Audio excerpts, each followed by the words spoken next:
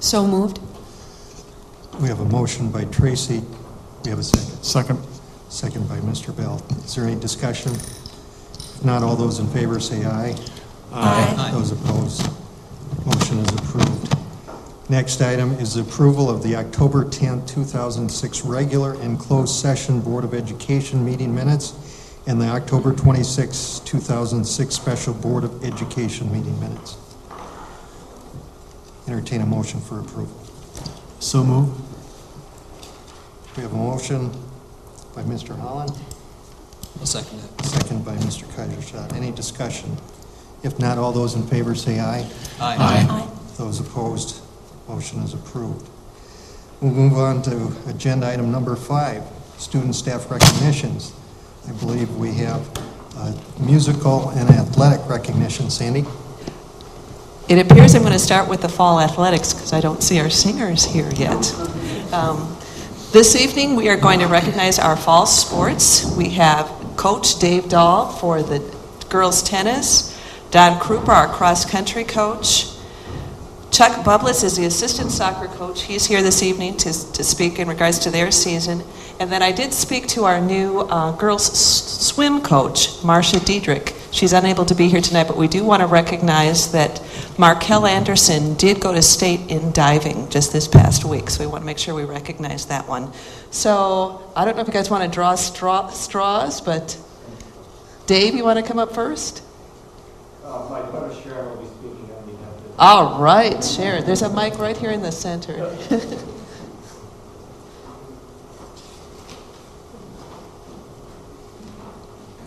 Hi, I'm Sharon Dahl. Thank you for the recognition.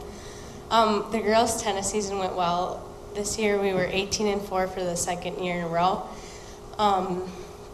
6 seniors had a lot to do with that, and they were Ann Erickson, Meg Hoxford, Tara Schunicht, and Lindsay Scharfenberg, as well as myself and Megan Anderson, my doubles partner. I made it to state this year for the 3rd year in a row, and that was really exciting. At state, we won our first round 6-3, 6-3, and then lost the second round to a team that went on to get top 8, so they were good, and it was a tough loss for us, but it was a good season. And yeah, thank you. Thank you. Thanks, Sharon.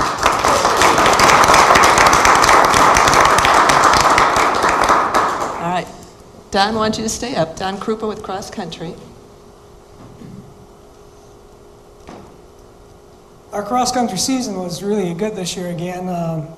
Our girls did an excellent job. They came, well, we had a good crew back from last year, but then we had some freshmen that came along, and we had a few injuries to our upperclassmen, and these freshmen came in and filled in and did an excellent job. And they won the conference. It was the second time they won the conference in the for girls cross country since it started in 1977. And the girls won it for a second time. And they placed second at sectionals, went on to state and placed 7th out of 20 schools at state. And Kristen Pelza was all-state. She was the 4th runner overall at the state meet. So she did an excellent job. And on the boys' side, we graduated 5 of the top runners from last year. And didn't really know what kind of team we were going to have back, but the kids really got together in the off season during the summer months and ran hard. And when they came to the first race of the season, they won that quite handily. And of course, they went on to win almost every meet. They were second in one, and that was at the GRIAC. And then they were 4th at Marshfield. And other than that, they won all the meets. And then when they went on to state, they won the conference also, won the sectionals, went on to state, and placed 13th out of 20 schools there.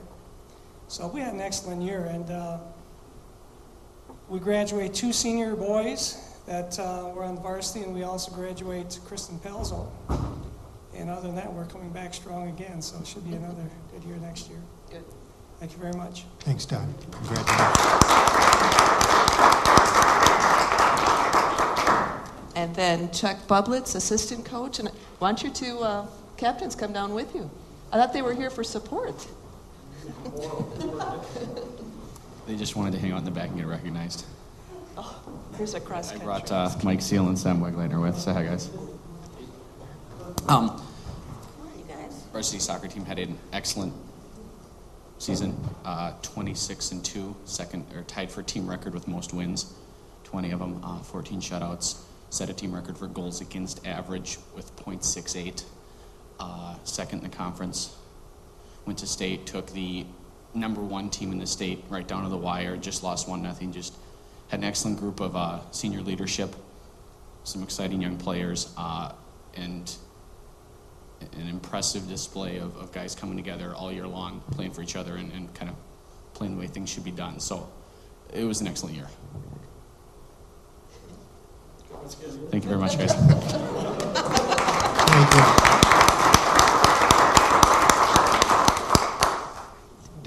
Don, I noticed that you had some players come in. Do you want to recognize who came in here? Yes, we'd like to get up and say a few things also.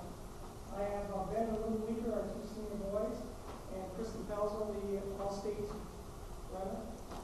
Would you like to do something? Oh, yes.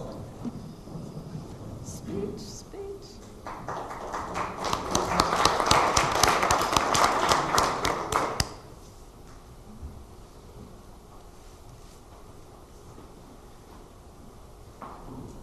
Sorry for being late. We got a little lost.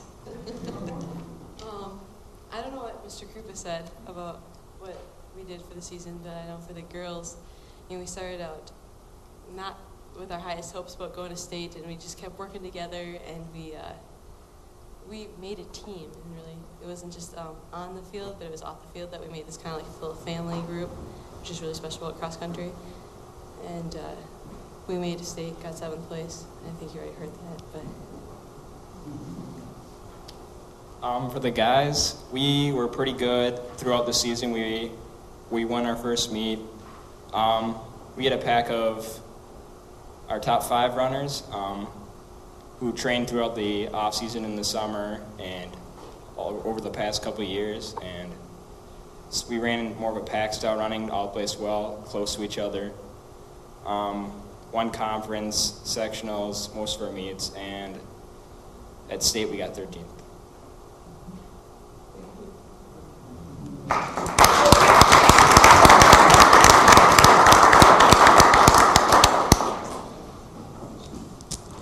Okay, congratulations to our athletic group.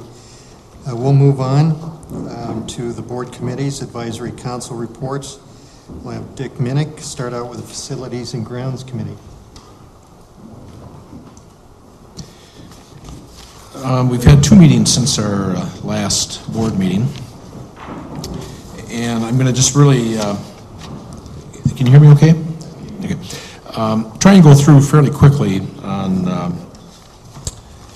some of the highlights and not take an unduly amount of time.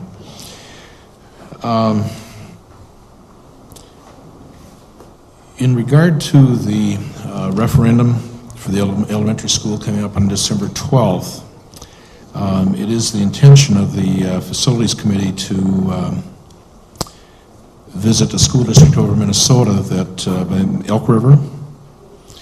And it's a school district that's recognized for a real strong component or a real strong commitment to sustainable design. They have 2 schools that are relatively new.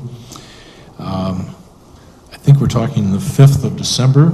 Is that correct? We're trying to, or 5th or 6th, or Friday, Saturday of taking a visit over to Elk River.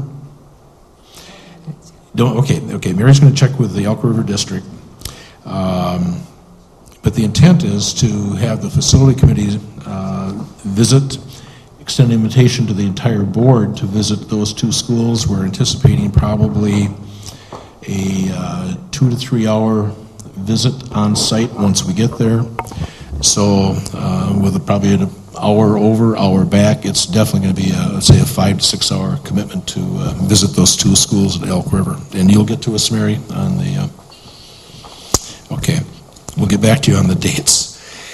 The other thing, just real quickly, is I would just inform the board that, as you're well aware, we have not hired an architect at this point in time for the proposed new elementary school, obviously having to await the decision on the 12th of December.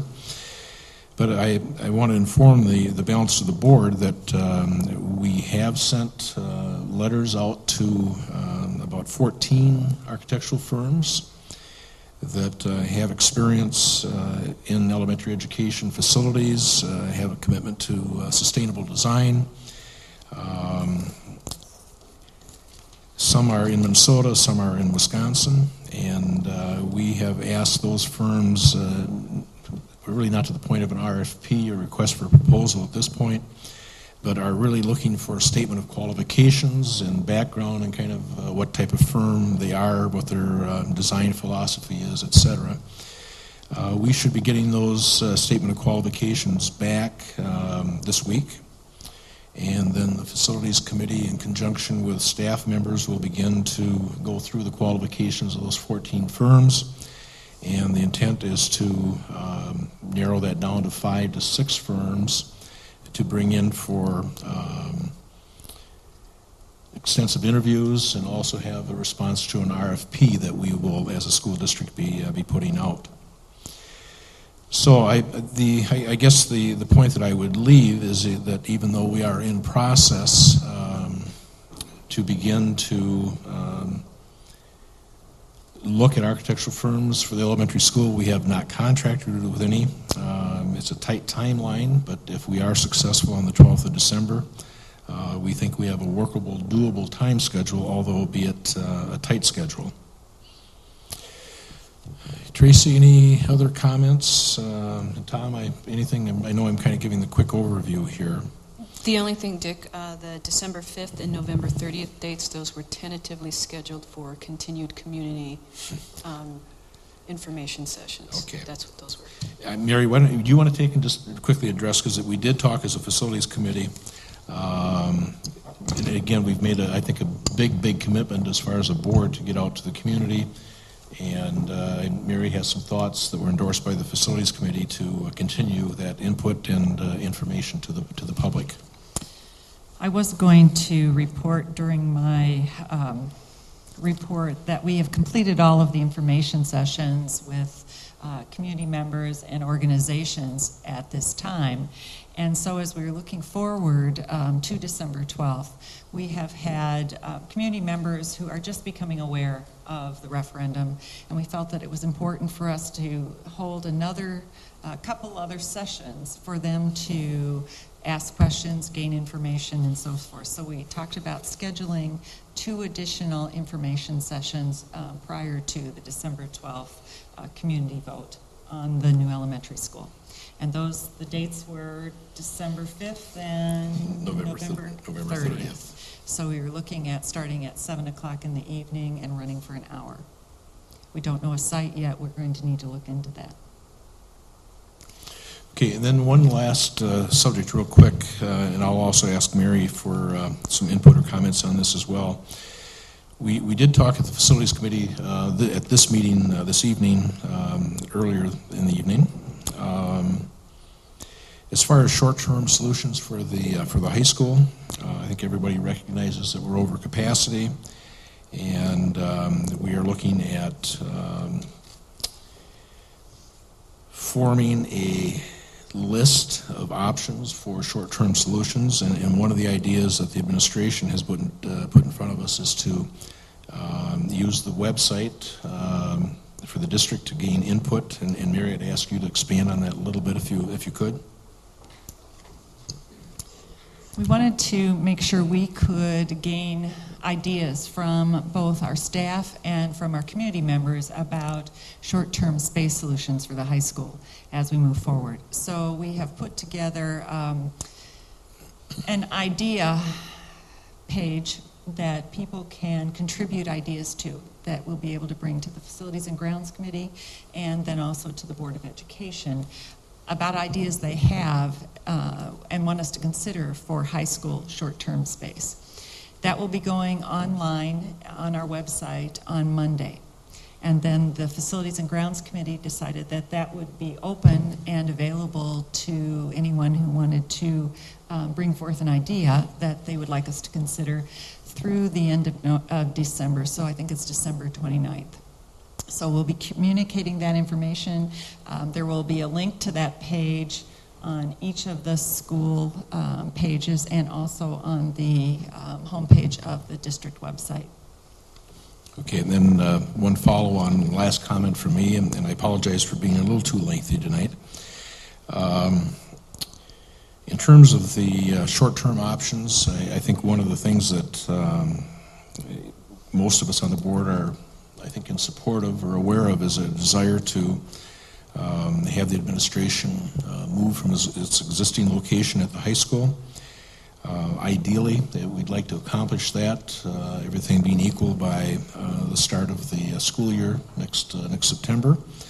I think we can be on that type of a time schedule for short-term options. And again, one of the vehicles that we'll use is the website. Ed Lucas, the principal of the high school, sat in with us earlier this evening and said that we would be able to secure approximately 7 classrooms by moving the administration out of the existing space at the high school.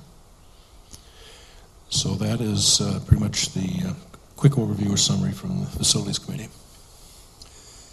Thank you, Dick.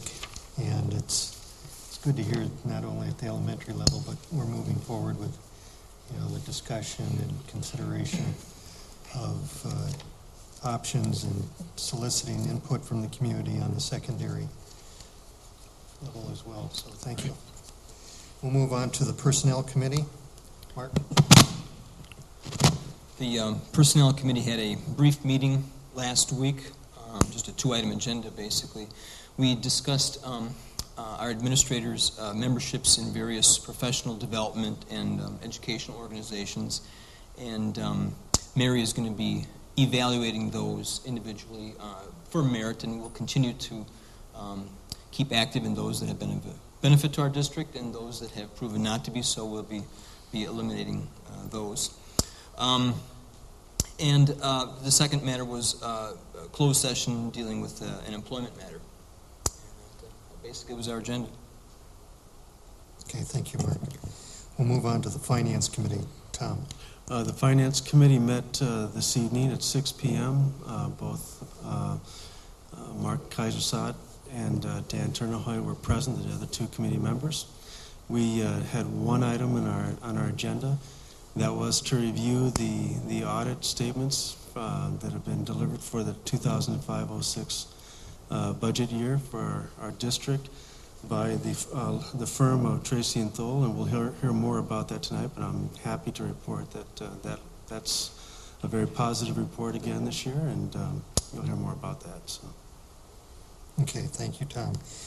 On that note, we'll move on to the reports. Again, picking up on the financial side. Tim, do you want to lead us off on a financial audit and update? Sure. I think what we'll do is we'll introduce Steve Tracy and Tom Cordes from our audit firm of Tracy and Toll, and they'll talk a little bit about the audit report and their findings. So we'll have them come up to the microphone. Okay, thank you, Tim. Steve, do you want to give us some update? I'm Steve Tracy with the accounting firm of Tracy and Toll, and we completed the audit of the district for 2005-2006. Tom Cordes is the auditor in charge of the audit. We met with the finance committee right before this meeting and went over several of the numbers, and there's a lot of numbers to go over. We went over the various funds and the financial statements, the long-term debt, and so on. To highlight some of those, obviously we focused in on the general fund. The general fund is the general operating fund of the district, of which everything that isn't accounted for in a separate fund is accounted for within your general fund. The general fund had an excess of revenues over budget of about $1.4 million in 2005-2006, ending up with a year-end balance of about $17.6 million. The excess revenues or expenditures, $1.4 million, was about $480,000 in revenues, about $940,000 or so in expenditures. If we look at those in the total of the transactions during the year, it represents probably about a 1% variance on your revenues and a positive variance, and about a 2% variance on your expenditures, again in a positive variance. Both of those obviously good. We don't want to be budgeting and dipping into the general fund unless you're budgeting to do that, of course. So I thought in terms of from budget to actual, it looked very good. In terms of your year-end balance, the board has taken action on some of those dollars and identified the appropriation or the application of those dollars. Of that amount, I think about $5.5 million is earmarked for capital projects. About $500,000 is earmarked to pay down and to pay off, along with other monies in the 06-07 budget, the monies borrowed in prior years to refund or refinance the accrued liability in the Wisconsin retirement system.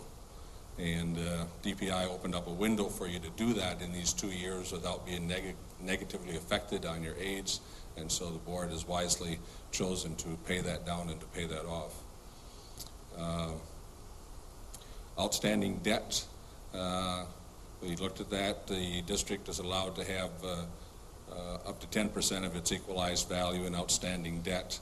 It was about $36 million at the end of the year, which represents only about 12% of that borrowing capacity.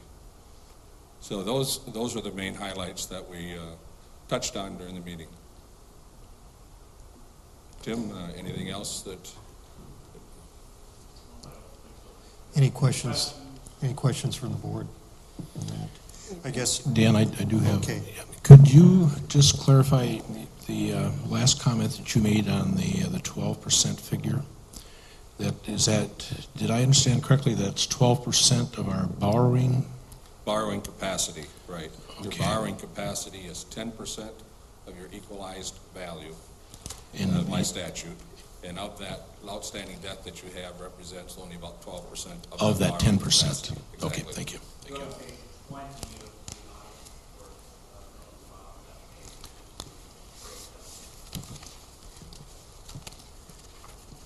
I think as a member of the committee, a couple of things that stood out for me was the fact that, over the course of the year, we decreased our outstanding debt by $2.6 million, so we brought that down.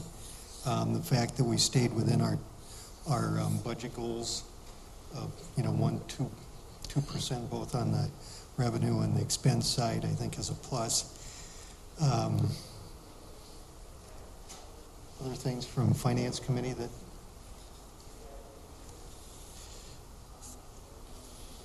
guess that's it. Okay. I've got one other quick question, and I think this is a fair question. I don't know who your clients are, but I'm just kind of curious. We're kind of stuck up here in the far northwest corner of the state. If we're running at 12% of that 10% borrowing capability, I mean, are we in the middle? And again, I don't know exactly what your client base is for other school districts. Well, typically, the schools don't approach their 10% because of the high amount of equalized within the district and the 10% cap. We also do a number of municipalities, counties, cities, villages.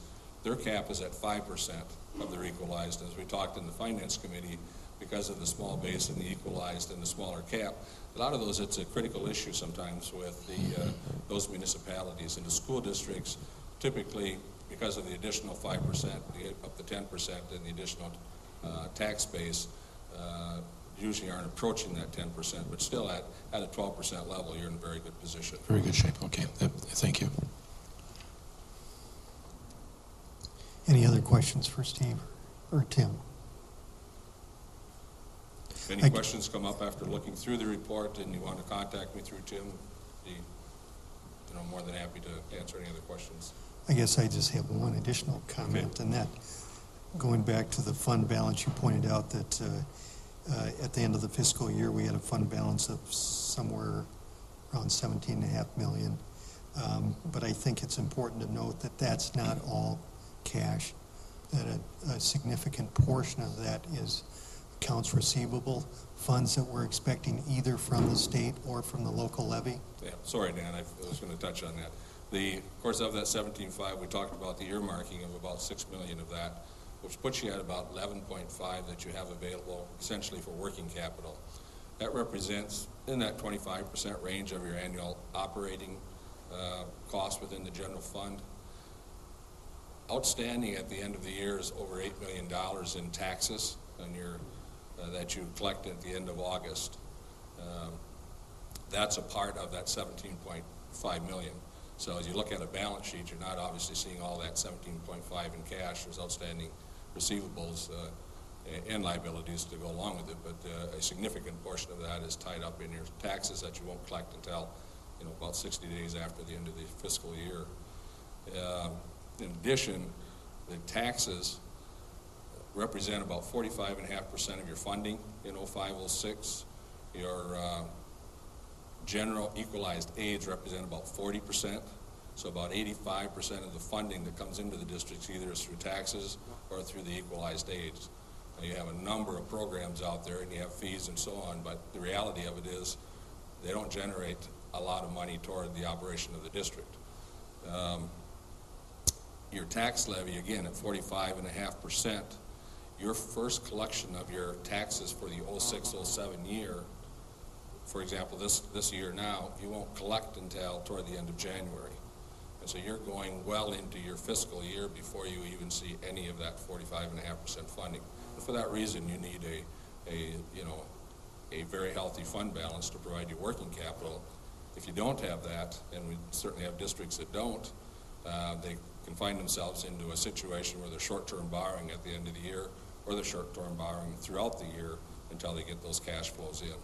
So you're not in a situation where you're having to pay interest out on that, and in fact, you're earning some interest on the monies that you have. So. Thanks, Steve. Yep.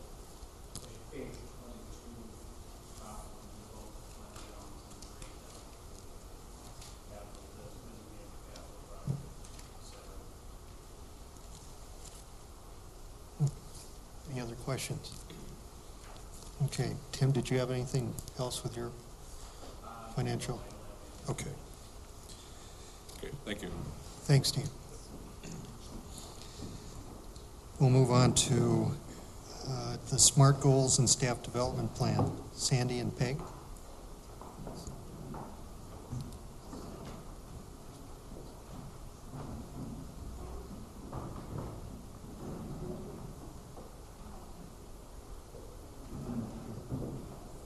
I'm sorry, Sandy, Peg.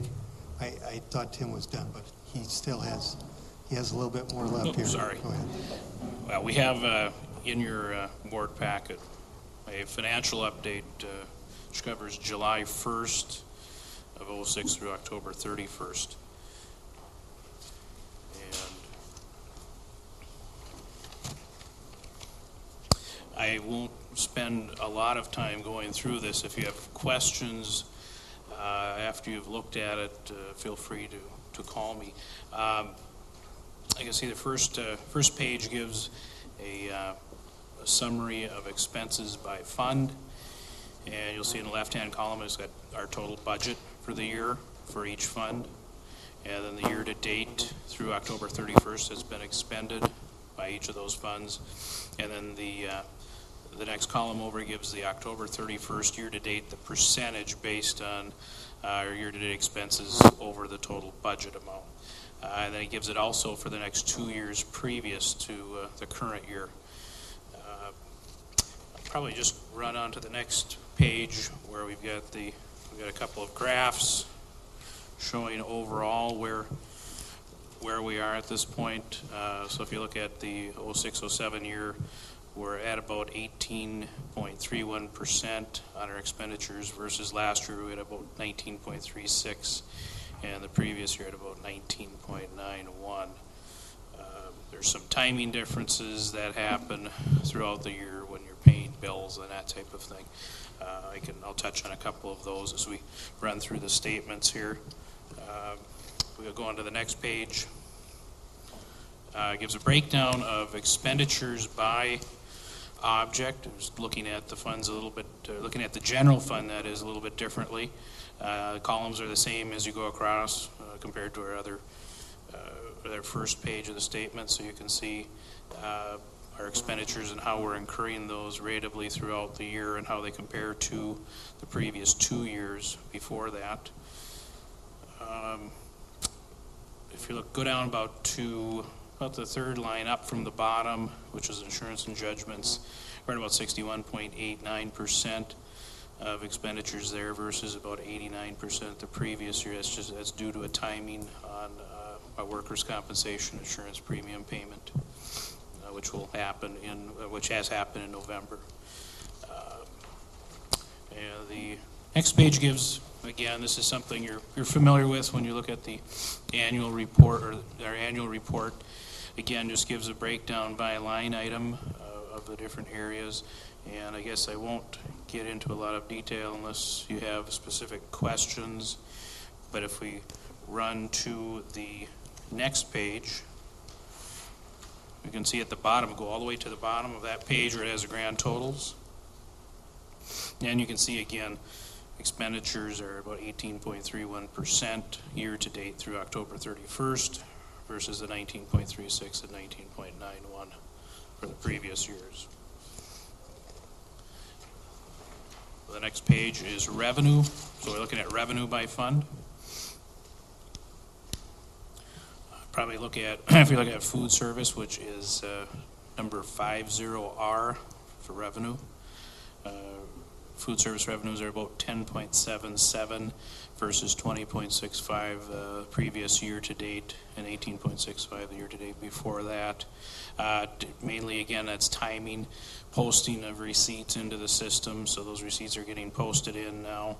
So that number will come up. In fact, in my discussions with nutrition services, our sales were slightly ahead of last year at this point in time. So.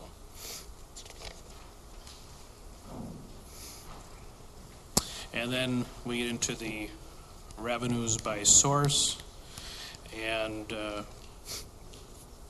just a point Mr. Tracy had mentioned, when you're looking at timing and a collection of property taxes and also state aids, they don't come in ratably, as he had mentioned. We're looking at late January, early February before we receive the local property tax payment for part of the year.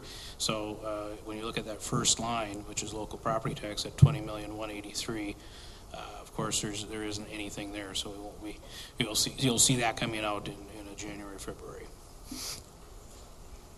And if we go, just draw your attention on that same page down to the bottom, we're looking at general fund. we're pretty much right in line overall with where we should be when we're comparing to the previous 2 years. We're about 7.35% of our budget compared to 7.08 and 7.13 the previous 2 years. And that's what I have. If you have any questions. Comment. Any questions? Yep. Brian? Maybe stating the obvious here, but I'm going to go ahead and do that. I just want to make sure as a district our philosophy is if I'm a budgetary holder and I manage a particular expense category, that I'm not penalized for saving money. I don't think that happens, but I just want to make sure that we're not so focused on being within 1-2% of our budget that we don't look at each budgetary item and we say, how can we save money for the district? And even if that means that we go over 1 or 2% of our expenditures, that's a good thing. And I know we want to put a tight plan together, and we want to plan that. I think we do as a district. But I just want to also make sure that our philosophy is, if I'm a budgetary line item holder, that I'm not being measured at 1 or 2%, which I don't think happens. But I just want to make sure we don't get so focused on some of these metrics that we don't think about the common sense of if I don't need to spend this dollar, I'm not going to spend it, even if my budget says I'm going to. I think within most of our departments, people, they certainly try to live within their budget, and I think you can see that when you look at the audit report. The variances are. I'm not looking for a comment necessarily. I'm just making a statement. So. Okay. Any other? Just a question also. I know we talk about the 2 payments that are made by St. Croix County, real estate taxes or property taxes. So I assume that twice a year, 2 big checks show up in our account from St. Croix County. And we have, I think there's maybe 3 payments. Is it 3 payments? There would be, okay. We'll get one in January.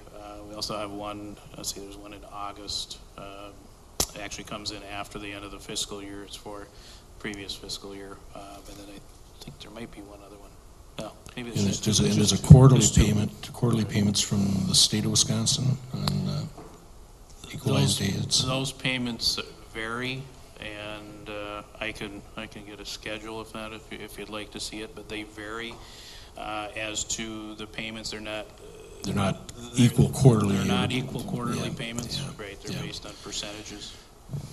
So if I'm working for the state of Wisconsin, the last payment would probably be the largest, I would assume. It could. I haven't looked at all those payments yet, but it could be. I think it is. Well, I think, to follow up on that point, what struck me when I looked at these financials is that, in following up on the comments from the auditors, is year-to-date we have revenues of a little over $3 million, and yet we've had to pay expenditures year-to-date of over $8 million. So it just goes to show that, that fund balance, what that maintains, there's that ebbs and flows depending on the time of the year. Right now we're in sort of that approaching that low point. Very much so. When you look at the cash flows, obviously most of our expenditures, salaries, benefits, expenditures for certain items are incurred, ratably throughout the year. But the point you're saying is exactly right. We're getting a big tax payment. We're already well into our year before we get that first tax payment. So we're having to use that working capital, part of that working capital, to carry us through, so we don't have to incur short-term borrowing. Okay, thank you. Any other comments? Tim, I just have a question. Since a portion of our revenue comes from property taxes, and the city of Hudson has gone through a reassessment, I know that there are people who are very concerned about how that will affect their school district property tax. Can you speak to that? Sure. It's my understanding, in discussion with the city regarding the new assessments. What you're looking at, kind of the magic number as far as when you look at your assessed value and how much it's gone up on your statement, is if you went up about roughly 57%, all other things being equal, such as levies, you won't have an increase. If your assessed valuation went up over 57%, you would be looking at an increase in your property tax. If it went up less than 57%, you'd actually be looking at a decrease in your property taxes. The overall, when they looked at the overall assessments, the average was 57%. So again, that's kind of the break-even point for your property tax bill. If it was at about 57%, you shouldn't see an increase. And the district's portion of the levy in the city actually went down by about 1%, I believe it was. So just to follow up on that, so if the property tax amount stayed equal, the levy and the mill rate stayed equal, then that's what would happen. So if you're above 57%, then your property tax would increase, and if you were below 57% of an increase on your assessment, then it would decrease. That's correct. Can I ask a question? Yeah. Thanks. Because I need to put this in a different way so I can understand it. If all the property taxes are, well, not all of them, but if they're going up, if the assessed values are going up, is the school district going to collect more actual dollars than we anticipated when we set the levy? No, we're gonna collect, because the calculation is based on dollar amount per pupil. That's what drives our funding, and then you get into revenue limits, which the state imposes and says this is how much you can raise off of property taxes based on that total revenue limit. But as far as valuations going up, that will not result in any increase in additional monies for the district. So when everything gets settled and all the formulas get applied, the district is still only collecting the amount that it requested for operating? That's correct. Fabulous. Thanks. Tim, if I might make just a quick comment on that. One key term or one key word that you see in your tax statements and your assessments is that word equalized. So the theory being that in the state of Wisconsin, your values are equalized. In the Hudson School District, they're equalized. And that really is what drives our equalization rates or state aid coming back, is that equal value or equalized assessment throughout the state of Wisconsin. That's right. Our equalized value is what the equivalent of market value would be. And so school district bases, when we look at tax rate calculations, we're basing ours on market value. Right. Not the assessed value. Which tend to be a bit higher in this part of the state. Yeah. So you're saying we do not drive the assessed value of the district, and we do not benefit if it goes up or down, because we get what we asked for, not more or less based on assessed values. Right. The assessors assess based on comparable values when they look at sales of properties, and so that's what they're looking at to base their assessed values on property. So it's not the district driving those values. Thank you. I think it's also important to note that by statute, the assessed value has to stay within a certain percentage of the market value, which I believe is Yes, 20% somewhere. that's right. It's my understanding the reassessment was done because the property values the assessed values had dropped below 75% of market value. So that triggers, in the statute, that triggers the entity to go out and have to do new assessments. Do we know what the assessed value is in the city of Hudson as opposed to what the market value is? I assume right now they're very close. I think now when they're finished, it's my understanding they'll be they'll be close to 100%. But again, some of that information we'd probably have to talk to the city about. I mean, in theory, again, if they're ever going to be close, this would the first year out of the gate. The first year out would be the time. most accurate. That's right. First year out would be the most accurate. Tim, as it relates to the information that we've been putting out there in the forums and postcards, when we look at the referendum and the dollar amount per 100,000 or 300,000, that is unchanged in terms of those figures that we put out there. That's correct, because what we put out, right, the information that we base a referendum on is based on market value, not assessed value. So market values did not change, the assessed values changed, but yeah, there wouldn't be any change in our numbers and how they impact the average taxpayer. Okay. Thanks for the good news. My value doubled. So your taxes will go up? My taxes are going up. No, they'll go down. No, they'll go up. No, you're not 50, you see, you're 57%. Okay. No, I'm 100%. Any other questions for Tim? Any other questions for Mr. Erickson? If not, we'll move on. We're going to back up a little bit on the agenda. I see we have our fall musical group here, and we'd like to recognize them. Maybe Ms. Heisler wants to introduce these folks.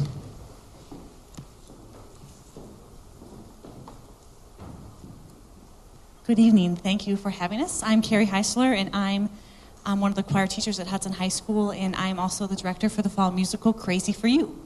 And we brought with us this evening a few cast members to sing some songs from our show. We had 3 shows this last weekend on Friday, Saturday, and Sunday, and they went wonderfully. And we have 3 shows coming up this weekend, Friday and Saturday at 7 and Sunday at 2 o'clock. And we still have tickets for sale, $10 for adults and $5 for students.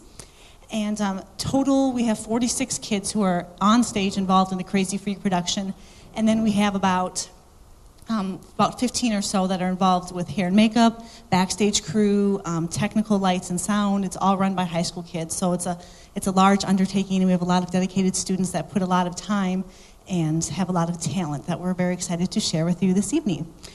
First, we're going to have Kelsey Hansen, who's a junior, Josh Cook-Fogarty, who's a junior at Hudson High School, and they're going to be singing a song called Could You Use Me? In the production, Kelsey plays Polly, who is the only woman living in Dead Rock, Nevada, a small town basically filled with singing cowboys, and of course they end up tap dancing as well, who knew? And also we have Josh Cook-Fogarty, who plays the part of Bobby, and he's from New York City. And he comes into Dead Rock to close the theater and actually ends up putting on a show to try to save the theater in Dead Rock, Nevada. So, and of course he instantly falls in love with Polly when he comes to town. So here's Josh and Kelsey singing Could You Use Me?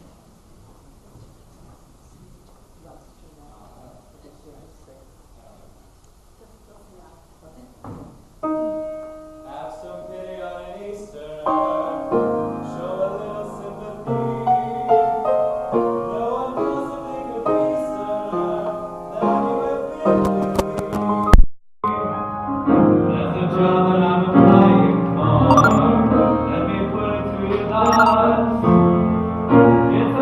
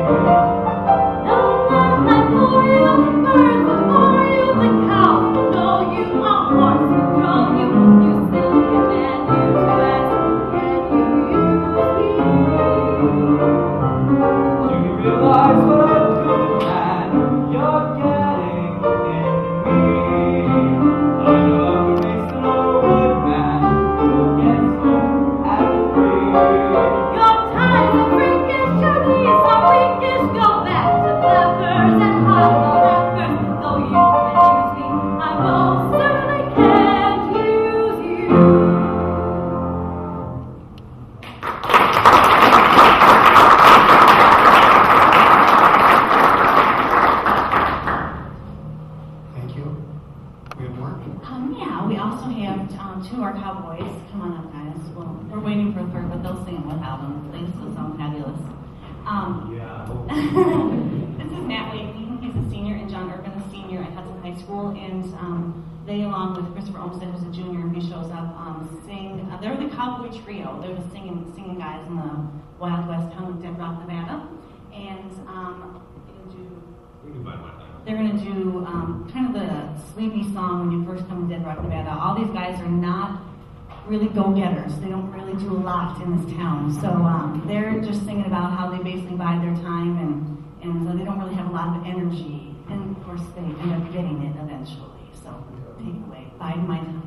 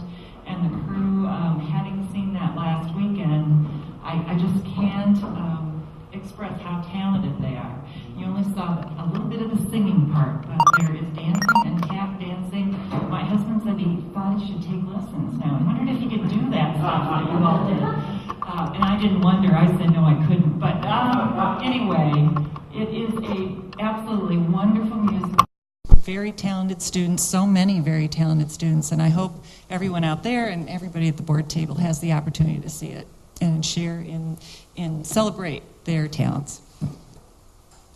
Thank you. I even heard there's a Kaiser shot performing. No? Oh, okay. That's sorry. Okay.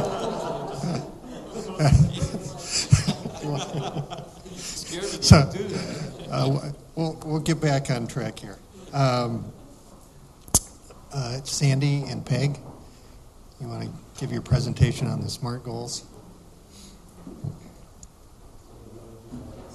Yeah, but I've lost my SMART.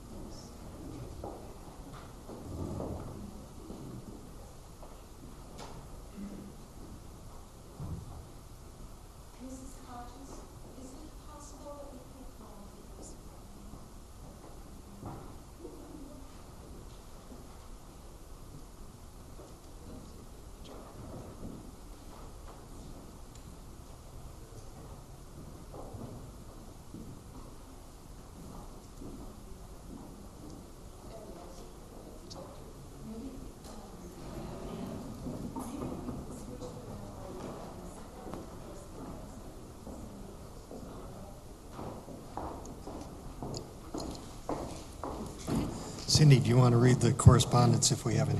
Yes, and we do have some correspondence.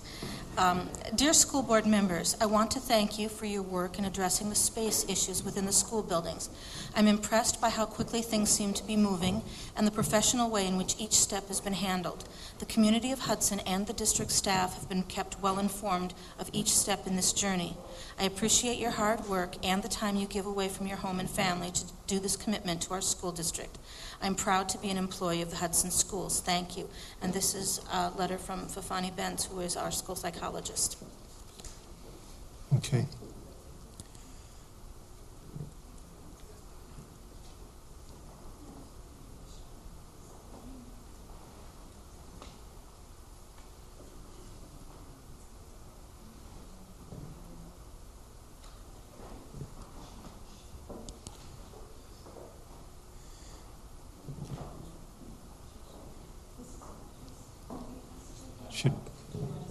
Should we just keep going? Okay. While they're working through the AV here, we'll move on with the board agenda. Topics for action. We have consent items, including personnel, expenditures, and the youth options requests. So I'll entertain a motion for approval of the consent items. I move that we approve the consent items as listed. We have a motion by Ms. Crimmins. Do we have a second? I'll second. We have a second by Tracy Habas-Shaleen. Is there any discussion? If not, all those in favor say aye. Aye. Those opposed, motion is approved. We'll move on to the superintendent's report on upcoming events, district highlights. First of all, in regard to the elementary school referendum, I just wanted to make you aware that we have shared information 2 to 3 times with all of our staff regarding the legal do's and don'ts leading up to a referendum, so that we can make sure that we are following campaign laws. And we have had a number of board forums. We've done that in writing twice, and now we've also had a number of forums at the building. We're not completed with that yet. That's why I said 2 to 3. We also are just touching on those once again during those board forums at each of the buildings. The district website, I just wanted to again remind you about the redesign of the website. And that is compliments to Nancy Toll, who has worked very diligently to make that much more user-friendly. That allows us to do some new things. For example, the community ideas for the high school short-term space solution. We are able to obtain those ideas from our community members based on some changes in the website. So that's helping us. There is a link on the homepage called Elementary Space for Learning, and then there are a number of significant links that share a lot of different information if people are looking for more information about the referendum. That is certainly a good source of information. And then lastly, process to collect community ideas. I think we talked about that once again, and that will go live on Monday and then run through December. Mary, one comment? Certainly.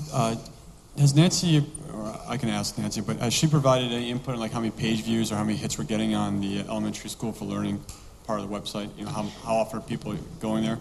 Actually, I'm going to refer to Nancy because we just had conversations about that.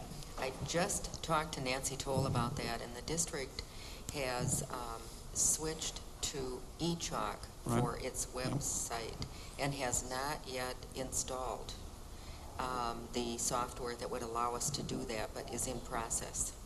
Okay. And we're very interested in having that data.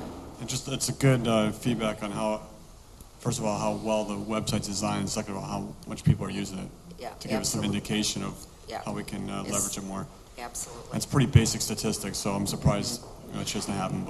But the counting software was really important in the redesign. We really wanted it to be there. It's just a matter of getting it installed now. Yep. Yeah. Dan, I also had a question, and Mary, I think I know the answer I'm going to ask anyway. So using the website for input, ideas, suggestions, I think that's the first time that we've done that. Is that not correct? As far as I know, and I'm going to look at Nancy, I think it is. I don't believe we've ever done that before. And so this is our first attempt to do that, and we are looking forward to having the community use this as a way to give us ideas. Yeah, super. We do an online survey last year, one that was published in the newspaper as well as available online. We did an online survey optional to what was published in the paper, and we also sent it out in hard copy, and there was some response. But I think we could look forward in the future to a whole lot more. But I think that was our only and our earliest attempt. Yeah, I think that was a trial run. It was a trial run, yes. Reaching out in this way. Okay, I think we're ready to... Are you guys ready? Okay, who's going to start? Sandy? Okay. Thank you for your patience. It appears that when we plugged everything in, we blew something out here. All right, Peg and I are here this evening to kind of give us, provide an update regarding SMART goals and our current staff development plan. You probably remember last spring I came to the board meeting and provided an overview of SMART goals and the district plan to train administrators and teachers on the SMART goal process. Through generous funding by our Education Foundation, we were able to provide that training last summer. Peg and I are here tonight to provide you an update on the implementation of the SMART goal process and the connection between SMART goals, student learning, and professional development. Our initiative began with a one-day introduction to SMART goals for administrators just this past June. The training provided administrators with the foundation work of SMART goals and the application of the process to other initiatives. SMART, once again, stands for specific and strategic, measurable, attainable, results-based, and time-bound. Principals then invited staff to join them in a 2-day implementation training on August 7th and 8th. And that's what you see there. All of us, there are about 100 people in the Phipps River Room. The training focused on improving results through focused, data-driven processes, shared responsibility, and effective collaboration. What we found is there are 5 components to the SMART goal process. First, we need to isolate the opportunity or the gap. So in this phase, we are looking at identifying the biggest gaps between priorities and performance. We looked at a variety of data as well as perceived data, and then we looked at how to determine then our greatest area of need, or our GAN, as we learned the new term here. Second, we identified SMART goals for our priority area. And in general, our sites have determined in their SMART goals to be: elementary is very focused on literacy for the next few years. Elementary is looking at both improvements in math as well as in the area of assessment, and our high school is focused very much on the state standards and increasing student success. Right now, they're still in the process. We're kind of still refining the wording of those goals, so we'll bring more information to you at a later time. The third component then is best practice, correlate best practices with current practices. And again, sites then go out and we really look, we research and look for what's the best practice in those areas. So we're looking at what is best practice in literacy, what is best practice in mathematics and assessment. And that's what we bring forward and look for to correlate and look at what we're currently doing and what do we need to be doing in our classrooms. And then the fourth phase is to select professional staff development methods. And I'll let Peg address that more in just a little bit. And then the final phase is to analyze results and then refocus. So obviously you look at the end of your school year, how are we doing? And again, not that these are all 1-year goals, many are 1 to 3-year goals, but look at what do we need to kind of tweak and maybe refine just a little bit. This year for our Hudson staff is a learning year when it comes to that SMART goal process. The administrators and teachers that were trained in August are using professional development days and late starts to lead their entire staff through the process. It's a huge undertaking. This work requires time, and we're already finding a need for additional time for staff to move through the necessary steps of collaboration, examining data, and improving instruction. We look forward to working with this process and updating you again in the fall next year when that implementation should be at a deeper level. Now I'll pass it on. It's a pleasure to talk to you tonight about staff development because there's a lot of new research concerning staff development that is very different from practices that we've done in the past. And what the research is showing is that there is a direct link between quality staff development and the impact it has on student learning. And so that really is a new thinking, and Hudson is moving toward a model that I'm going to share with you that has a much deeper impact actually on learning. The old forms of staff development, I think about myself when I first became a teacher, and we would get a flyer in the mail, and the flyer would be a workshop on, reading strategies, or be the best fourth grade teacher you can ever be, those kinds of workshops. And you would go to your principal and you would say, this sounds really good. I would love to go to that. And what's happened over time is that those type of workshops and in-service activities are really becoming something of the past, because although they were probably could be entertaining and a teacher or a principal could get some good information, the actual impact on learning, number one, could not be measured, and number two, really is thought to be somewhat minimal in terms of the way it actually related into how does the teacher change their practice. And so the research then on staff development is something really very new, and I'm going to be talking about that in a few minutes about what actually the research is showing about what does quality staff development look like. A lot of the research actually has stemmed around the change theory. How does a person make a change in their practice? And if you think about all of your own practices that you have, and you were maybe trained with those in college, and think about now looking at research and saying, I need to change my practice. That isn't easy, and making change like that really is difficult, but there's ways that we can support that to make it happen easier. So what the research is showing is, besides the change theory and a lot of focus on what good adult learning looks like, the National Staff Development Council has come up with some standards and principles that show what actually is best practice in the area of staff development. One of those is that it's results-driven. And results-driven means that if we want results for our students, then we have to be focused on exactly what it is that we want our teachers to learn, and exactly what does that practice look like, and what do we need to do in order for those results to happen. And if you think about Stephen Covey, if you've done any of his reading, and he always talks about starting with the end in mind, that very much applies to staff development. And we'll put that up here now. If you look at number one, and you think about what are the desired results that you want, or that we want for our students.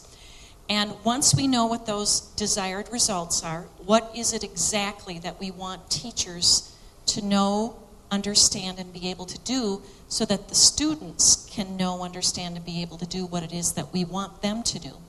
From those kind of working backwards, if you will, you think about what would be quality staff development that would allow number two and number one to happen. And then finally, number four is where some of the data pieces come in. Let's look then at what was the impact on the learning, so that we can have a complete system of continuous improvement. The other principle of quality staff development centers around it being job embedded. This is really somewhat of an astonishing thing when you think about the fact that quality staff development happens right in the classroom. And what I mean, let me give you an example of what our teachers of 3rd through 5th grade teachers are doing. They are being trained by a national expert. And he is an expert on how to teach writing that gets results. And this particular trainer is helping 3rd through 5th grade teachers. And what they're doing is once a month for over a period of time is they're going to this trainer, and it's generally held here at Willow River. They're going to the trainer, and what they're doing is they're learning these practices. These teachers spend time together, so the entire 3rd grade in the district will spend time together learning these particular practices. They will have time to speak with him, ask questions. He asks them to bring evidence of their work back to show me what you've done with your students, and they talk about it. Then he gives them a new assignment. They go back into their classroom. They complete over a period of time, they complete whatever assignment that he's given them, and so on and so on. And before you know it, we have training for teachers that's embedded right into what their work with students. To support that then, we have our literacy coach who comes into classrooms. She models the correct writing strategies. She answers questions. She works with teachers and students who are having trouble implementing that. At the secondary level, we're using this job-embedded model in our assessment training. And what we're doing with our assessment is we have a team of teacher leaders. They are going to training. Again, they use that training. They take it right back into their classroom. They experiment with the strategies. They record their thinking. They talk with their colleagues who are also implementing it. They come back the next month and they report on what they found. Over time then, what we've got is we've got our own building experts who then can go back into their school and then they can train other teachers. So that's the real difference in job-embedded professional development. But the research shows that if you have job-embedded professional development, staff development, you have a much greater impact, A, on getting teachers to change practices, and B, on student learning, which is obviously what we're all for here. The other thing I just wanted to mention is these changes in staff development have meant that there's a lot different conversations going on. And what I mean by that is suddenly principals, if you look at that article we put in your board packet on collaboration, suddenly principals are having conversations with their teachers on how should we structure our day so that we can have more time as a team to get together to talk about the data or to get together to discuss what the practices are or what kind of problems that we're having. So principals are starting to look at that and go, what can we do to create more time within the school day for teams of teachers to get together? In addition, we're also talking about how can we group students. So all of these kinds of principles of quality staff development is really driving some different kinds of conversations. Things that we used to think were routine before, about the day, what time is spent on the schedule, are now becoming topics of conversation, trying to get more time for teachers to meet as a team, not in isolation, but as a team to focus on what the best practices are for teaching. We have a couple of pictures here. These are a group of Holton teachers, and this was at our recent late start. And right here, we are focusing in small groups. These are multi-graded groups of teachers. Initially, they talked about the norms that they will have within their small group.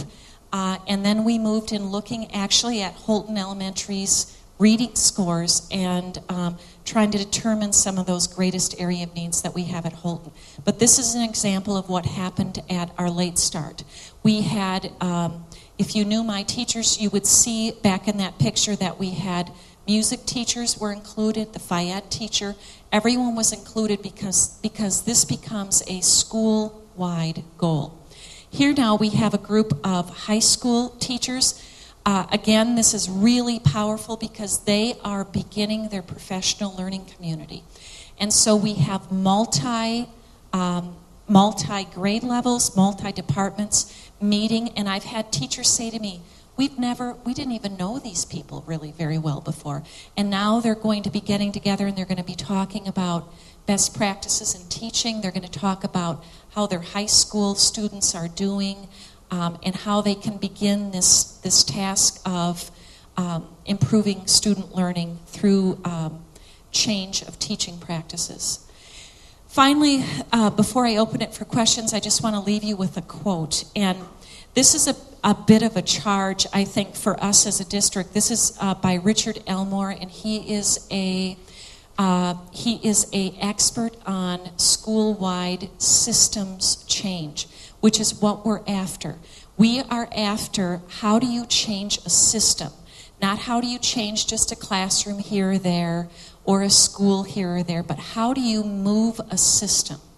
And what he says is, to transform a district, we must bring every classroom to scale.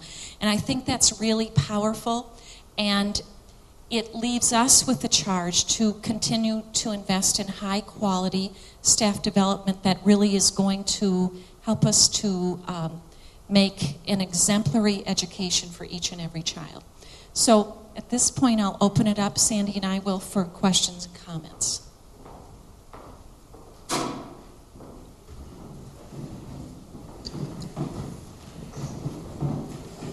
Peg, if I could, Go ahead, Dan. Tom. First of all, I'd like to just say that I am a strong proponent for this.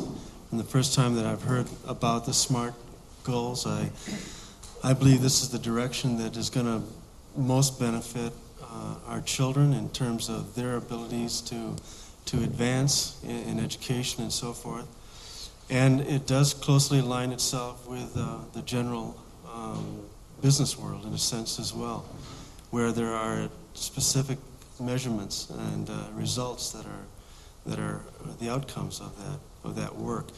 I've heard about the elements, and I track along with all of these elements that you're describing: the assessment of where we are, the determination of where we need to go, the identification of the importance of training, the importance of the development of our staff, and so forth. And then of course the setting of the goals themselves. And so when you have a result that you're identifying to reach, and then we know that we can get to that result because of best practices that have been identified and proven to work, that there's an element that I see as missing. And I don't mean this in a negative way at all, but I believe that there's an element of reward that's needed. A reward to those that are working hard to make this happen. This is very commonplace in the business world. And what goes along with that, frankly, is accountability as well. But I prefer to look at it in the area of reward to those that perform and to deliver the results that we can identify through this process. So I'll just make that comment. Okay, thank you. Any other comments, questions for either Peg or Sandy? I as well thought it was. I just a really quick comment, Dan. I'm just going to kind of reflect going back. I'm on my 5th year now on the board, and we've had tremendous change, administrative staff. We've had change on the board, and kind of one of the few people that sat in on the interviews for the candidates for our new superintendent. And I would really share with you, and this is a compliment to Mary, that we did a very, very extensive search, and the candidates that we brought in for interviews, we had very, very extensive interviews, as Dan and Mark would attest to. And Cindy, I'm sorry, Cindy was in on it too, I'm sorry. But one of the I think the overriding thing or factor that we were looking for in a superintendent was knowing that we have a very, very, very good district, but the board was looking to take it to another level, and in the process of doing that, being able to measure our success and measure our attainment. And one one of the things that struck me during that interview process was the few number of candidates that came into us and could tell us how they would approach the performance and approach the measurement of that performance of our district and the students. And I think it's testimony tonight to what we've seen here with the presentation that the rubber is hitting the road, and it's a compliment to Marion and her staff that I think we're in process, and it's going to be a long process. But these are pretty exciting things if you're in tune with what's going on in the district. Me too. Yeah, so, and yes, I apologize. Cindy wasn't on their interviews. I apologize. I just have a comment.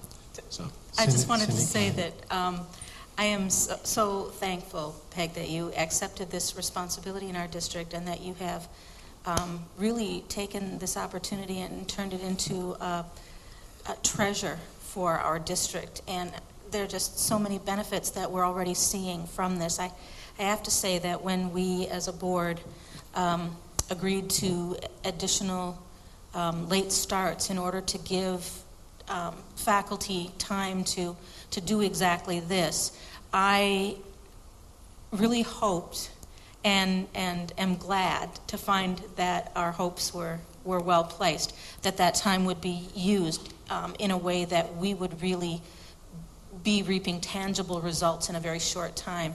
And I just wanted to applaud you and all of the teachers that you've Sandy for all of her support in the process, and thanks for all the hours you've put in. I can see the outcome. Thank you, Cindy. Any other? I did, Dan. I'd like to thank both Sandy and Peg for a wonderful presentation. And I think it's kind of appropriate at this point when we're getting ready to be preparing for a building referendum that we don't forget to reflect on what is important. Besides the bricks and mortar, we have to have space for learning, obviously, but the folks delivering that quality education is the teachers. And I've always been a big proponent of continuing education, continuing staff development for our teachers.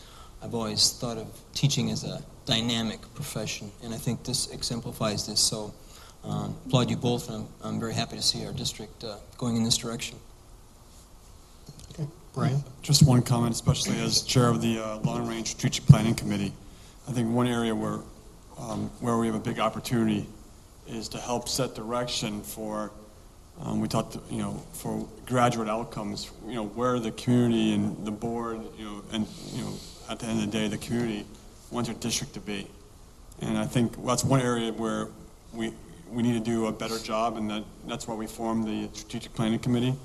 But I think the community needs to decide where Hudson schools need to be to help provide some guidance about where we're focusing in each of these, elementary and middle school and secondary. You hear about being more competitive in a global economy. And there's all these things that we need to help from a strategic standpoint to help set some priorities, so that the districts and the teachers and the administrators can come up with smart goals to help drive to that bigger goals. And I think that's the opportunity in front of us right now. Thank you. Anyone else? Superintendent?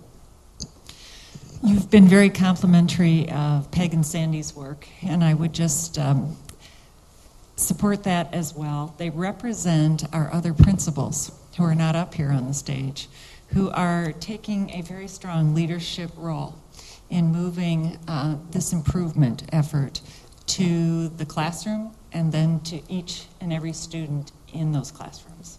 And I just can't say enough about them, about how they are looking at their own practices, the staff development that is occurring for them through this process. So it's about our teachers, and it's about they are moving up as leaders in our district, and our principals are also taking on that instructional leadership role. In a way, they were leaders before, but they're taking on new practices to help improve the learning for each and every student. And I just think that we need to continue to think about what resources that we need to support this work. This is very important work. We started to take over the time that we have for staff development in a different way and to use that at a much higher level, but we need to also look to the future to say if we want to move to the level of some of the higher performing districts that we've looked at, that we are going to have to take on more time for teachers and principals to collaborate and learn from each other and to move forward. And you can anticipate sometime in the future that we will be bringing that request back to you because we need resources to support this work so that we can really improve student learning to a higher level. Okay, thank you. Good comments. We'll move on to the citizens' request to speak. We do have one request that I've received from Mr. Mishlinsky regarding the city annexation. I'm Robert McClinsky, 1301 Freer Street. I do have a few concerns regarding the planning that's being done by the Facilities Committee. I attended the October 31st meeting of the committee. At that meeting, Chairman Minnick stated that the petition for annexation of the Cooley Trail property had been submitted to the City of Hudson. He said he was cautiously optimistic about the chances for approval because he felt that the district had made an adequate case to the city for annexation. To me, that meant that the school district had described to the city the various benefits that the city would enjoy by annexing this property. I'm a City of Hudson resident, so I decided to follow up and find out what these advantages to the city are. Last week, I stopped by City Hall. I asked to see the district's application for annexation. A clerk brought out the file and showed it to me. In there was 2 documents. There was a cover letter from the district. It was about 2 sentences long.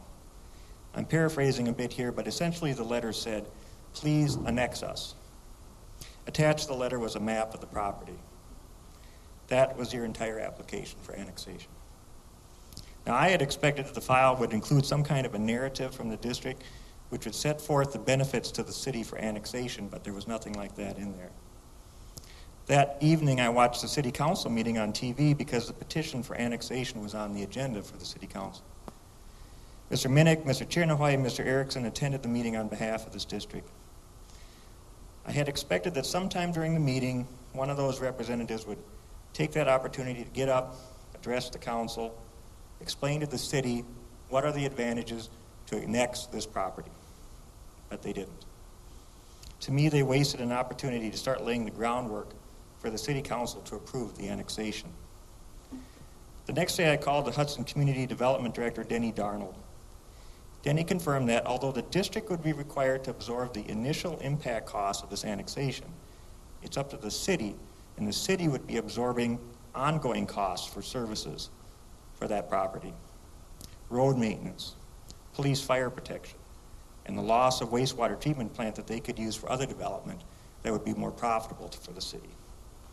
He said that the city would expect the school district to set forth a case that there are, in fact, benefits to the city for annexation which are going to offset these costs that the city is going to take on. In other words, this district has to make a case to the city and come up with some pros to offset all the cons to the city. I asked Denny if anybody from the district had attempted to make a case yet to him or to the city, and he said no. Personally, I'm at a loss for what the pros are going to be for the city of Hudson. The school district is a tax-exempt entity. The school district will not be paying any property taxes to the city for that property. So strictly from a financial point of view, annexing this property is a loser for the city, and it's a loser for people like me, residents, taxpayers. I expect the city residents will not be happy to see their taxes go up because the city decides to play Santa Claus at the school district. Now, maybe I'm wrong. Maybe your facilities committee has sat down and they've come up with a good case for annexation, and they just haven't shared it with anybody yet. But if they haven't, I got to suggest that your facilities committee should get its thinking caps on and start developing a case so the city, before they get too far into the evaluation, will have something to look at. I might suggest you talk to an attorney who specializes in real estate development. They might be able to help you come up with a good case for annexation. Now, despite the fact that annexation is a financial loser for the city, I really do want to see the city approve this. Because as you know, I feel that the biggest problem facing this district is the overcrowding in the high school. And I want to make sure that this board sets aside sufficient funds to do something meaningful about that problem. A couple of weeks ago in the newspaper, the superintendent wrote this, quote, "Up to $1.9 million from the fund balance has been allocated for a short-term high school solution to be implemented next year," end quote. Right now, based on the district's failure to state a case for annexation, I am pessimistic about the chances for annexation. If it turns out that the annexation is rejected, then your $1.9 million fund automatically drops to $1.2 million. In addition, Mr. Minnick recently stated that there will be some other initial impact costs for the new elementary school that's going to have to come out of that fund. So in my mind, that leaves you roughly $1 million to apply to your short-term high school problems. The question is that enough money to cover your short-term solutions? And that brings me to my second concern about the planning ability of your facilities committee. Back on your September 26th meeting, you had to make a decision on how much of your fund balance is set aside for secondary short-term options. You had $5.4 million, and you had to make a decision. How much for the elementary school, how much to hold back? At that point, the facilities committee had done no planning on this issue. Even though they had known about the extreme crowding problems in this high school for 3 years, the committee had absolutely zero input to provide to the board regarding short-term options and their costs. So at that meeting, we watched as you made that decision in the dark. And you literally pulled a number right out of thin air. I think it was Mr. Kaiserschott who said it best. And he said, quote, "It would be awfully nice to have some ballpark figures on what we might need for secondary solutions so we can set some of that money aside for that. But right now, it would just be a guess. $1 million is a nice round number, but again, we have no idea what a possible short-term secondary solution might be," end quote. And the third point, as for long-term secondary needs of this district, the Facilities Committee has consciously decided and declined to even begin planning about that at all. They've concluded that the public is not ready for a secondary referendum. So based on that opinion, the committee has flat out refused to even discuss long-term solutions. And what does that do? It leaves the board in the dark again. It's my belief that your Facilities Committee needs to step up its master planning efforts. It needs to start providing research and data that this board can use to make decisions on big issues that affect this district. Thank you.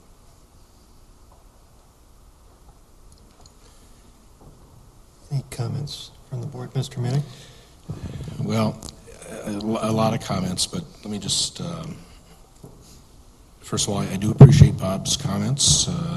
He's been attending a lot of meetings and absolutely is engaged, and I think that's a positive. In regard to the annexation petition, we have not done a lot of study on that, Bob, in terms of the specifics. We did make the annexation petition, and there's a 120-day review period for the city of Hudson, and we view it strictly as a review period.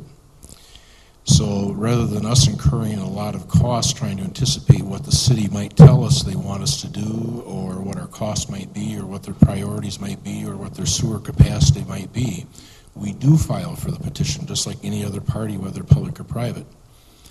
So we file that petition, and during that 120-day review period, then it is up to the city to tell us what their concerns are so that we have an opportunity to resolve or address what those concerns might be. And the best example I can think of is a sewer treatment plant. We could have hired an engineer and a consulting firm to have developed a lot of cost, met with the city engineer to find out what the capacity is, but I don't think that would have been money well spent to have done that. And then in terms of the comment on a losing situation for the city of Hudson, I do disagree with that. I'm a resident of Troy Township, also the Hudson School District, and I guess I look on it as the city is our partner, the townships are our partners, and we're hopefully a good partner as a city would be. but I think we have a good working relationship with the city, and we have filed that annexation petition in that spirit that they're a good partner, a good neighbor, a good friend, as hopefully we are. And when they take a look in their 120-day period, they will tell us what requirements are, what issues we have to address.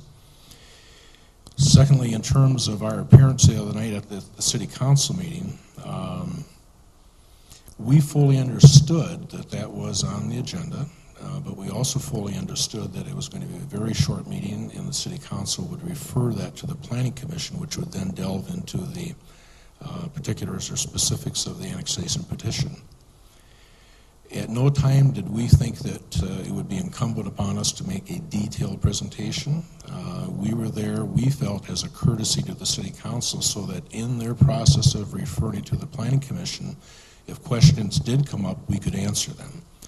One question did come up, and that was from one of the council members. We addressed that, we thought, appropriately and quickly.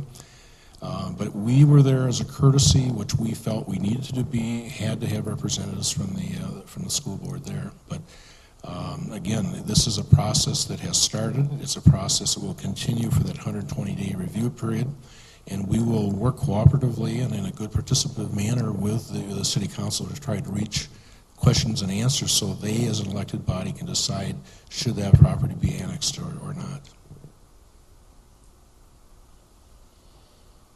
And I'm open to other questions, but I think we participated or put that petition in a fair manner and above board manner, but it would be remiss on my part to say that the city council should annex it, should not annex it, and I use the term, I'm cautiously optimistic. I remain cautiously optimistic that we will have a good case when the questions begin to come to us from the city of Hudson. Thank you, Dick. Any other comments or questions? Dan, just a comment regarding Bob's thoughts about the benefit or the lack of benefit to the city. You know, I think I wouldn't refute that there's going to be a cost involved in this to the city. There's a little question about that. But I believe that if you only look at that from a cost perspective, I think it might be a bit short-sighted in the sense that we have talked about the value of education in this community, the value to the taxpayers. It's like an investment that you make. We're paying into something that's an investment that has a return. The value of living in this community, the value of high-performing students. I mean, all of these are not dollars and cents, but they are valuable to us as a community, I believe. And maybe our short-sightedness was the assumption that as we tout those values through our community meetings and so forth, we failed to reiterate or articulate that to the city council as well. So we're guilty of that, but I think that the message has been sent to our community about the value of this project, which includes annexation. So. Okay, any other comments? I'll just mention that I was at that recent council meeting, and it was my understanding, like Dick had pointed out, that we were there to just sort of field any questions that may come up. And it was my understanding, at least, that we weren't there to sort of do a sales job on the annexation petition. That said, I'll also mention that we've had an ongoing dialogue with the city. It came as no surprise to them when they saw the petition. I mean, we've had conversations with them, in fact, that property with the city. So it's something that's been out there. We have a good relationship with the city. We'll continue to have a good relationship with the city. And I think they feel very comfortable coming to us with any questions or concerns. So again, I didn't think whether it be, submitting the petition or at the recent meeting that we needed to do it in a way that, provided a sales job to the city. I think we've stated some pretty good arguments along the way for that property as well as for the elementary school going on that property. Mr. Chernow. Go ahead, Cindy. Now, I wasn't at that city meeting, but just a general observation, because I'm one of those very impatient people who likes things to come in complete packages, and as soon as we sound like we've sort of gone through the options, I'd like to make a decision and get moving. And I've often been frustrated, especially in the early months on the board, with what seemed to be the snail's pace of things coming to fruition. And Mr. McClinsky, I really just in my heart empathize with you and with other people in the district who feel like we do, that sometimes things are just really hard to wait for. But I guess I want to say that I've come to realize the really important things we do don't happen like a brick through a window. They happen in a different way that is more engaging, and it takes more time than we think it should. And I think that this is really worth taking 120 days to talk and think about. And I would encourage you to just, think about it like that, if you can do that for just a little while longer. And I would just really welcome hearing any ideas or arguments that may be formulating that you think we should include in that petition and in that case. Okay? Okay, thank you, Superintendent. Bob, I appreciate your passion and support for space at the high school. And as I look at that annexation petition and moving forward and looking at the proposed elementary school that is now in Troy Township, I don't really think of it as exactly how it relates to the city and how it relates to Troy. I think of it as a district, and the owners of this district throughout each of our townships, the village, and the city, who would own that school if it is supported by those future owners of that school.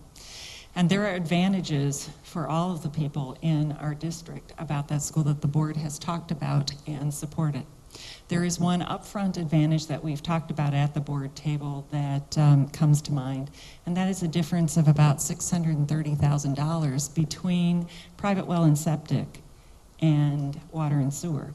Now, there are some other things that you point out, but I look at the children that are going to be in that school if it is supported by those future owners, and they will be both city residents and Troy Township residents, and that school, as well as all the schools in our district, will be supported by the owners of the district that live in Holton, live throughout our district, whether it's in the township of Hudson. And I think we need to think, I understand the city needs to think and support what's good for the city, but we also need to be partners and support each other and support the children in our district. Thank you. We'll move on to board forum, and we have the elementary school referendum, and I think this item is on here because Mr. Holland was not able to join us at the last meeting when we approved the referendum question and the date. So, Tom, do you want to? Yeah, thank you. I apologize for not being able to be in attendance at the October 26th board meeting. I did request to speak tonight to this board and to the community in giving my full support for the actions taken at that October 26th meeting for both referendums. The bond issue for the $12,040,000 funding of the school, as well as the referendum date of December 12th. I wanted to make sure that you all know, and that this community knows, that I'm in alignment with this group. I feel like we are on the right path, taking the right steps, taking measured steps for the right reasons. Having said that, I would like to also say that I have a bit of a concern of some comments that I have heard in the community, not by a large group, but some, that there are those that might be opposed to this elementary school referendum based on, and I'm only speculating here, but based on are not addressing immediately the secondary solutions. I want to reiterate, at least from what I believe is this board's view, and it's certainly my view, that in order for us, and we are on the same page in terms of understanding and wanting to address the full needs of our district, which includes both secondary as well as elementary. Because of past experiences and for other reasons, we have made the strategic decision to go in this manner with an elementary solution first and then followed by a secondary solution. My concern is that those that may feel that their vote might be negative towards this current referendum as a result of not addressing the secondary referendum might work against us in terms of a secondary solution. If we are not, and I'll cite only that a failed referendum in the elementary, for the elementary school could mean delay for us in terms of getting to a long-term solution in a secondary solution. Also, the momentum, and it may make a statement in this community that if we are not able to pass a $12 million referendum, the prospects of passing a much larger referendum for a secondary solution might be diminished as well. And so I encourage us to, as a community, to think about this on a much larger scale, rather than just elementary versus secondary, but put the two together and realize that one is needed for the other one to happen, in my view. Okay, thank you, Mr. Holland. With that said, we'll move on to the second item, the Little Red Schoolhouse. Cindy.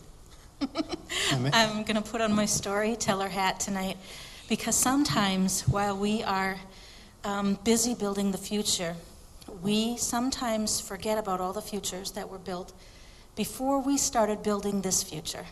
And sometimes the very best work that we do is on the foundations of what happened before. And so there's a little story I'd like to tell you. There was a man whose name was Ray Anding, and Mr. Anding passed away in 1997. But in 1975, Mr. Anding self-published a book called The Little Red Schoolhouse. And this book is more than a story about his neighborhood one-room school. It's a story about his neighbors and about his neighborhood and about the importance of the life that they had together in this neighborhood. Now, as nearly as Mr. Anding can tell, taxes started being collected to support this school in about 1856. So he's thinking that's probably about when this school was built. And as I said, it was a one-room schoolhouse, and it held all the grades up through 8th grade. And sometime about 1936, the Little Red Brick Schoolhouse was moved off, and a new 2-room schoolhouse was built on that very site, and it was renamed because it was no longer brick and it was no longer red, and so it was called Sunny Lawn. And public education continued at that site, now in a 2-room schoolhouse, for another, well, maybe 25 years, until about 1957. And something happened in 1957. The Red Brick School District was consolidated with District Number 1, Hudson. And the Little Red Brick Schoolhouse, and then called Sunny Lawn, was sold to a resident who still lives in the home, who was an attendant at the Red Brick Schoolhouse when it was red and when it was brick. And the piano that belonged in that school building from the time that it was little red and brick is still in the basement. And playground equipment is buried in the yard.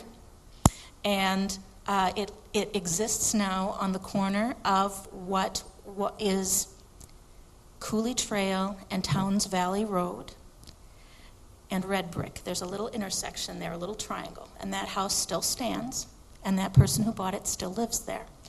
And I tell you this story because I just want you to realize that public education took place in that very neighborhood for 100 years. And many of the families who attended in those buildings still own the adjacent property, still live in the neighborhood. Many of them are still in the Hudson area, the original attendants of that school. And I just think that it does us well to honor that 100 years of public education as we now propose to build an elementary school in that very same neighborhood. So thank you, Mr. Anding, for recording that history. And you need to know that he self-published that work with an 8th grade education. Thanks, Cindy. That's very good. It adds a little more to that area and sort of what we're looking at with the upcoming schools. So. It's in fact one intersection away from the property that the school district owns now. Interesting. Thank you again. We'll move on to closed session. And I'll entertain a motion to go into closed session. So move. Second. Okay. We'll have a roll call vote. Bell, aye. Holland, aye. Kaisershot, aye. Chernahoy, aye. Minnick, aye. Crimmins, aye. Habishaleen, aye. Thank you, board members. Thanks, everyone, for coming.